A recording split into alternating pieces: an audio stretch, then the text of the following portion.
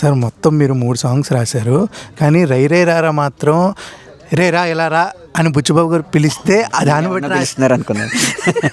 అలా రాశారని తెలిసిందండి, నిజమేనా? ఆయన రా రా అని పిలిచే ఆలోచన బుచ్చిబాబు గారు ఇచ్చారు. దానికి మంచి శబ్దాలంకరణ ఉండాలి కాబట్టి రై రై రారా అని అలా యాడ్ చేసుకున్నాం.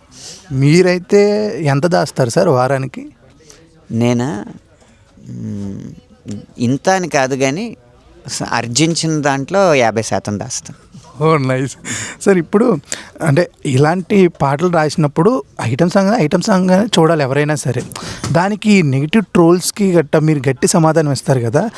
ఇప్పుడు నార్మల్గా మిమ్మల్ని ఎవరైనా డైరెక్ట్గా అడిగితే వాళ్ళు డైరెక్ట్గా ఏం చెప్తారు సార్?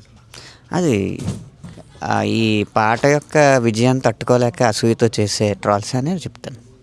గట్టిగానే మీరు ఏ క్వశ్చన్ వేసినా ఆన్సర్ దానికి నీట్గా ఇస్తారు సార్ వాళ్ళు. అంటే అది ఎలా వచ్చింది? ఎలా రావడం ఏంటంటే చిత్తశుద్ధితో వస్తుంది.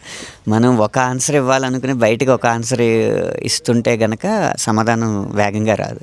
మనం లోపల అనుకున్న సమాధానం బయటకి ఇచ్చే సమాధానం ఒకటే కాబట్టి వేగంగానే వస్తుంది. ఓ నైస్. ఓకే సార్, ఇప్పుడు ఎలా ఉండబోతుంది? మన అనిల్ రావుపూడి గారు మూవీలో మిమ్మల్ని ఇసుకలో పాతి పెట్టారు, ఏం కొట్టలేదా సార్? అది ఏం కొట్టలేదండి. పీతలు ఏమన్నా కొడతాయేమో అనుకున్నాను కానీ ఏం కొట్టలేదు, అదృష్టవశాత్తు. ఓకే సార్, ఏం పాట రాశారు? మాసు పాట లేకపోతే క్లాసు పాట, ఐటమ్ పాట, అసలు ఎన్ని పాటలు రాశారు మీరు? వినోదాన్ని ఇచ్చే పాటలు రాశాను.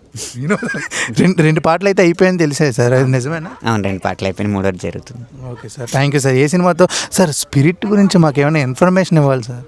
అంటే పాటలలో అద్భుతమైన భావకవిత్వం ఉంటుందండి.